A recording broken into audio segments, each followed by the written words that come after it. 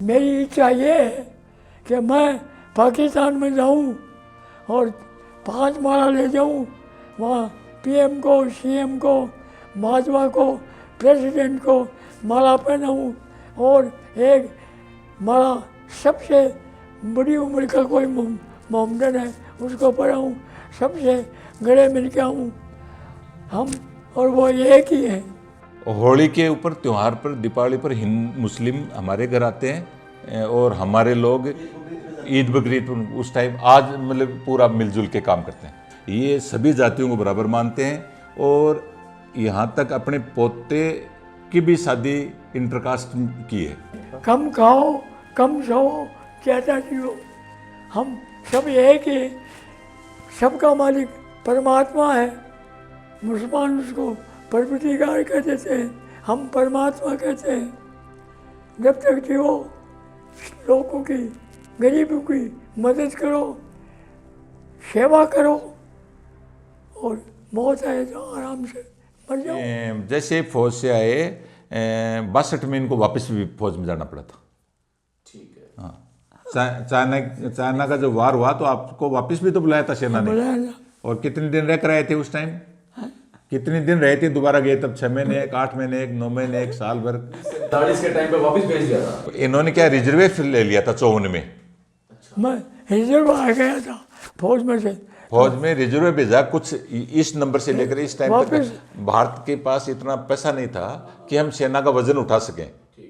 तो डिसीजन लिया defence government सरकार ने कि डिफेंस में से नंबर होते थे, क्यों तो पक्षपात हो जाता ना, एक को काट दिया, एक को रख लिया रे। तो इस नंबर से लेकर इस नंबर तक के लोगों को घर भेज दो, जिससे सरकार का खर्चा कम हो और जरूरत पड़ेगी तो उनको, वो सिस्टम था, रिजर्व सिस्टम बोलते थे। हाँ, जो वार अगर होगा, देश को जरूरत होगी तो वापस बुला लेंगे। तो इनको जब 62 में लड़ाई हुई तो इनको वापस बुलाया गया था। युद्ध लड़ा इन्होंने 62 वाला। 62 वाला युद्ध भी लड़ा। इन्होंने एक युद्ध 2 लड़ा है, वो हैदराबाद वाला।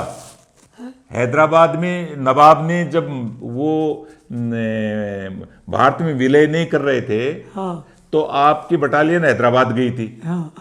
और ये बताते थे। और वहाँ हैदराबाद नवाब ने बाद में डिक्लेयर किया था कि मैं हिंदुस्तान के साथ रहना चाहता हूँ। आप हैदराबाद में भी तो गए थे, आपकी बटालियन गई थी। गई। हाँ, हैदराबाद में बटालियन गई थी। वो नवाब जी बाद ने यस किया था कि भारत का बंटवारा होना चाहिए था या नहीं होना चाहिए था? नहीं होना चाहिए था। नहीं होना चाहिए था। पाकिस्तान और नहीं, तो ये रुक कैसे सकता था आपके विचार से? मेरे विचार से वो अगर ये मान लेते ना हमारे वाले सीनियर, वो मुसलमान था, उसको कमांडर मान लेते। अच्छा, सेना का अध्यक्ष मुसलमान था क्या? सीनियर। उसको नहीं बनाया और करियप्पा को बना दिया। वो मुसलमान को मान लेते ने शुरू में, कांग्रेस अध्यक्ष। हाँ। अच्छा, कमांडर तो अध्यक्ष मान लेते तो बंटवारा होता ही नहीं। अच्छा, दूसरा ये पूछ रहे हैं कि मुस्लिम और आप लोगों ने आज़ादी की लड़ाई साथ साथ लड़ी या अलग अलग तरीके से लड़ते थे? जो लड़ाई आज़ाद कराने के लिए एक साथ ही, एक ही उद्देश्य था दोनों का? एक ही साथ था। अच्छा, और गांव में और शहर में सामान्य आदमी जो रहते थे तो भाई की तरह रहते थे या हिंदू मुस्लिम की तरह? बिल्कुल भाई की तरह से। तो मैं सरपंच बाद में, मेरे बाद में गन्नी को बनाया। अरे बड़ा मुसलमान आ गए, मेरे कारण तो बनाया गन्नी बेग ने। हाँ, तो आप बंटवारे में अपने गांव से भी मुसलमान पाकिस्तान एक घर गया था। वो वहाँ नौकरी कर रहा था पहले से। हाँ, इसलिए वो वहाँ रह गया। एक ही घर। अच्छा, बाकी सब यही रहे। सबको रोक लिया आपने, रोक लिया भाई रहो। गांव के लोगों को माहौल बना के रोका। भाईचारे से रहते थे। अच्छा, हमारे में कोई भेद नहीं था, ये मुसलमान और ये हिंदू, भाईचारा। अब भी वो यहाँ पे हैं। आज की तारीख में भी इस गांव में तो हिंदू मुस्लिम एक हैं, भाईचारे की तरह। बिल्कुल बिल्कुल एक। होली के ऊपर, त्यौहार पर, दीपावली पर हिंदू मुस्लिम हमारे घर आते हैं और हमारे लोग ईद बकरीद उस टाइम आज मतलब पूरा मिलजुल के काम करते हैं। मतलब उस टाइम राजस्थान में तो शायद ऐसा कोई माहौल नहीं होगा कि मुसलमानों को देश छोड़ने के लिए बोला होगा? किसी ने बोला? नहीं, यहाँ तो नहीं। कारण कुर्सी था क्या भाई, मेरे को मिले कुर्सी? दो राजा बनना चाहते थे क्या, एक हिंदुस्तान का और एक पाकिस्तान का? नहीं, हाँ। वो ये था अपने वाले, वो मुझे कहना तो नहीं चाहिए, ब्राह्मणी अगवा थे, वो मान लेते थे कि एक बार इसको मरा तो कोई बात नहीं है। और पाकिस्तान के जनता को क्या संदेश देना चाह रहे हैं, क्या कहना चाहते हो जिससे उनको लगे कि ये एक उनका अनुभव, आप अपने अनुभव के हिसाब से? मेरी इच्छा ये है कि मैं पाकिस्तान में जाऊं और 5 माला ले जाऊं, वहाँ पीएम को, सीएम को, महात्मा को, प्रेसिडेंट को माला पहनाऊं और एक माला सबसे बड़ी उम्र का कोई मोमडन है उसको पढ़ाऊं, सबसे गले मिल के आऊँ हम, और वो एक ही है, वो हिंदुओं से भी बने हुए हमारे भाई तो हैं, कोई अरब कंट्री से थोड़े आए, अरब से नहीं आए, हमारे ही भाई हैं वो। ये जाति और धर्म में ही विश्वास नहीं रखते, ये सभी जातियों को बराबर मानते हैं और यहाँ तक अपने पोते की भी शादी इंटरकास्ट की है और इनकी सहमति से ही हुआ है।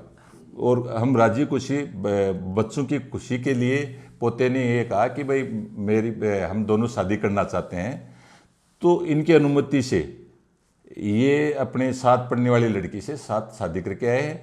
इनके बेटे फौज में कर्नल हैं, उनके बेटे अमित है, तो अब आपके सामने वो अमित भी आ जाएगा और वो फौज में साथ साथ कर्नल साहब के साथ रहा हुआ है और इंटरकास्ट मैरिज किया हुआ है, वो अब आपको आके बताएंगे दादा, अपने दादा के बारे में। अपने पोते को समझाओ, वो कायस्थ की बेटी से शादी करना चाहता है। मैंने कहा सबसे एडवांस कौम है वो, लाल बहादुर शास्त्री कायस्थ, सुभाष चंद्र बोस कायस्थ, स्वामी विवेकानंद कायस्थ, ये सारे कितने बड़े महान पुरुष थे, सारे कायस्थ। इस बात से कोई बात नहीं है, तो वो हमारी बहुत सेवा करती है, इसकी वाइफ। मेरे बारे में बता दूं, मैं पैदा भी यहाँ नहीं हुआ, मेरे फादर जैसे आर्मी में कर्नल साहब थे, तो जब उनकी पोस्टिंग असम में थी, तेजपुर में, तो मैं वहाँ पैदा हुआ और पिछले 12-13 साल से दिल्ली में वकालत कर रहा था।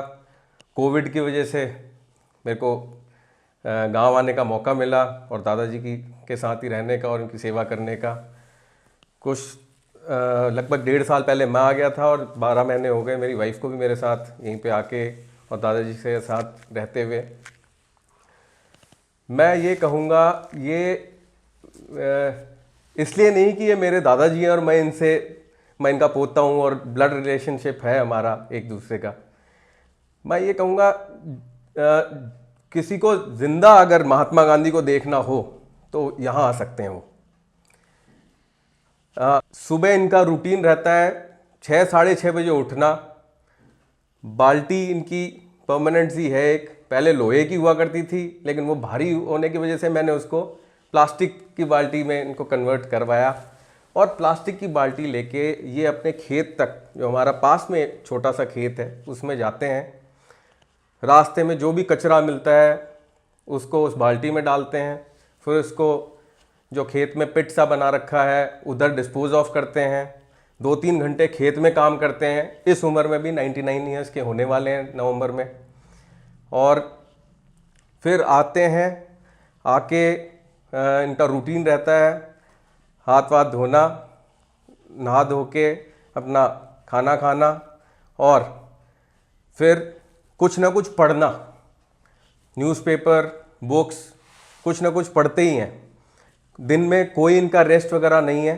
तो ये कौन कौन सी भाषा में पढ़ सकते हैं? ये हिंदी पढ़ सकते हैं, इंग्लिश पढ़ सकते हैं, हिंदी में ज़्यादा कंफर्टेबल है मैं कहूँगा।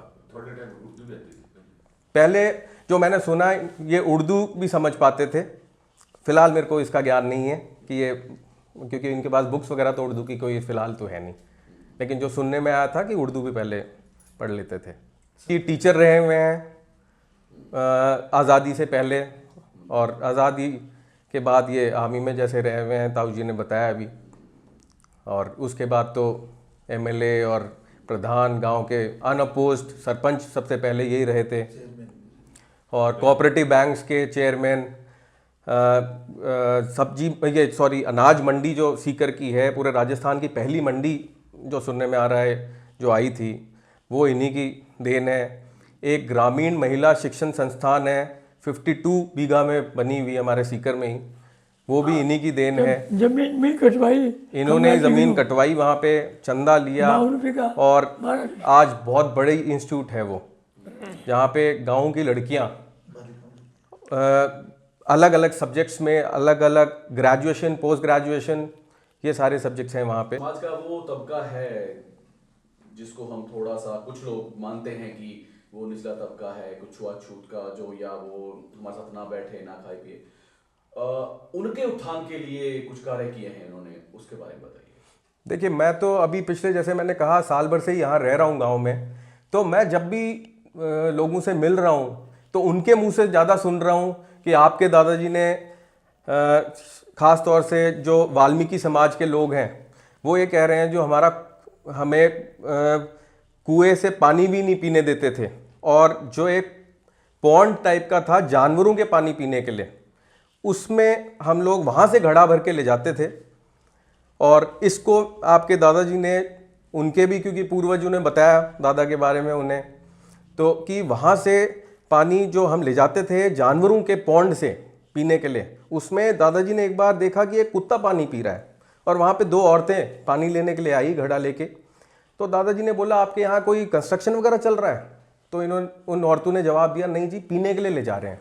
तो ये बोलते हैं कि मुझे रात भर नींद नहीं आई कि वहाँ पे कुत्ता पानी पी रहा था और वो पानी ये आदमी पी रहे हैं, कि क्या होगा इस देश में। फिर उन्होंने तय करा, वहाँ पे कुआं खुदवाया, कुआं खुदवा के उस कुएं से पानी निकलवा के, और सबसे पहले इन्होंने बोला मैं पी के इसकी शुरुआत करता हूँ। तो लोगों ने कहा भी, कई लोगों ने जो ऊंचे समाज के लोग थे, कि जी हमारे सरपंच साहब तो पागल हो गए, ये शूद्र लोगों का पानी पी रहे हैं। तो इन्होंने जवाब दिया, शूद्र पानी कैसे हो सकता है, ये तो कुएं का पानी है, शूद्रों का थोड़ी है पानी। और फिर जो शूद्रों के लिए इनका ये भी कहना है कि अगर शूद्र, ये लोग साफ सफाई वाले शूद्र हैं, तो सबसे पहले आपकी माँ शूद्र होगी हर किसी की, क्योंकि वो बच्चे की साफ सफाई वो ही करती हैं, इनका ये भी कहना था। तो ये सिर्फ बातें सुन के रोंगटे खड़े होने वाली चीज़ें इनकी जो सुनते हैं, गांव से ही सुनते हैं लोगों द्वारा, कि लोग क्या कहेंगे, वो क्या कहेगा, डर तो मैं कहूँगा इनकी वजह से हमने भी कभी ज़िंदगी में डर महसूस ही नहीं करा, कि सामने 10 लोग हैं, 20 लोग हैं, वो एक साथ हैं। एक बार का वाकया है, एक कोई सज्जन पुरुष आए यहाँ पे और 20-30 लोगों को लेके आए, और उन्होंने कहा, जी आपने ये जाट बोर्डिंग, एक हमारे समाज की ऑर्गेनाइजेशन है जो हॉस्टल वगैरह गाँव के बच्चों के लिए बनी हुई है, और वो रहते हैं यहाँ सीकर में, पढ़ाई करते हैं, जिनके पास ऑप्शन नहीं है पैसे खर्च करके महंगे कमरे लेके रहने में। तो वहाँ पे वो सज्जन साहब काफ़ी लोगों को लेके आए, और उन्होंने बोला कि प्रधान जी आपने पैसे खा लिए उस ऑर्गेनाइजेशन में। तो उन्होंने पकड़ के हाथ 50 जनों के सामने ही बोला, पैसे खाता तो आपकी तरह प्रेस करे हुए कपड़े मैं भी पहनता। तो वो सुन के उनके साथ जो आए हुए थे वो सारे चले गए, और वर्तमान में भी अध्यक्ष यही हैं उस बोर्डिंग के, पिछले 40-50 सालों से, क्योंकि समाज ये बोलता है कि नहीं जी, आपके जीवित रहते हुए तो आप ही अध्यक्ष रहेंगे, आपको ही हम देखना चाहते हैं। तो आपके लिए भी ऑनेस्टी के जो मैंने इनके अभी जो बात आप पूछ रहे थे, तो एक वाकया और याद आया। मैंने कहा, दादाजी जब आप 77 में कांग्रेस से एमएलए बने, तो सीकर शहर से, तो आपने के पास कभी कोई ऑफ़र नहीं आया, जैसे आजकल नेताओं पे एलिगेशन लगते हैं, ये रिश्वत ले ली, वो ले ली, कि आपको मैं ये पैसे दे देता हूँ, आप ये काम करवा दो। तो इन्होंने जवाब दिया, आया था एक जना ऑफिस में आया था मेरे बनते ही, तो उसने मेरे से बात करी और मैंने घुमा के वहीं थप्पड़ दिया, और उसके बाद आज तक कोई ऐसा बंदा आया नहीं। एक जब ये एमएलए थे तो काफ़ी बढ़िया लोग जो पॉलिटिशियंस ने काम करे, विधायकों ने, जो मैंने सुना है, तो उनमें से बेस्ट 10 जो लोगों को जयपुर में 10-10 या 20-20 बीघा के फार्म हाउसेस की घोषणा हुई और वो देने की बात आई, तो इनसे भी कहा गया कि जी आपका भी 10 लोगों में नंबर है, आप ले लो। इनने कहा मेरे पास मेरा खेत है, फलाने को दे दो।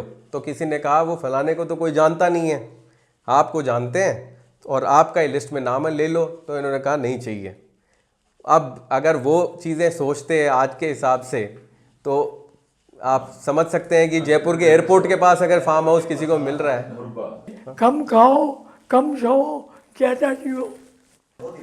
मैं बिल्कुल ही इस बात के खिलाफ हूँ कि हमारा बंटवारा होना ही नहीं चाहिए था। जाति और धर्म के नाम पर बंटवारा बिल्कुल गलत हुआ। हम सब एक ही, सबका मालिक परमात्मा है, चाहे वो हिंदू है, ईसाई है, चाहे मुसलमान है, कोई भी है, सबका मालिक ईश्वर है। वो मुसलमान उसको परवरदिगार कहते थे, हम परमात्मा कहते हैं। तो उसका कोई आकार नहीं है, शक्ल नहीं है, वो तो सारी दुनिया का मालिक है। जिंदगी मौत का एक सांस का अंतर है। आप लोगों से मैं बात कर रहा हूँ, मेरा सांस बंद हो गया, आप उसको दोबारा गाल नहीं सकते। इसलिए जब तक कि वो लोगों की, गरीबों की मदद करो, सेवा करो, और मौत आए तो आराम से मर जाओ। जिंदगी एक रण है और उस रण के रणबंका 99 वर्षीय रणमल सिंह जी को आपने अभी सुना। इनके जीवन की चंद सीखों को भी अगर आप अपने जीवन में अपना लो तो आप शांतिमय और सुखमय तरीके से अपने जीवन को व्यतीत कर सकते हैं। खैर, श्री दयाराम महेरिया जी हैं, बहुत अच्छे लेखक और शिक्षाविद हैं, जिन्होंने इनके जीवन के ऊपर एक किताब भी लिखी है। तो उस किताब में से चंद लाइनें पढ़कर वो इनके जीवन पे प्रकाश डालेंगे, तो मैं गुजारिश करूंगा, प्लीज सर।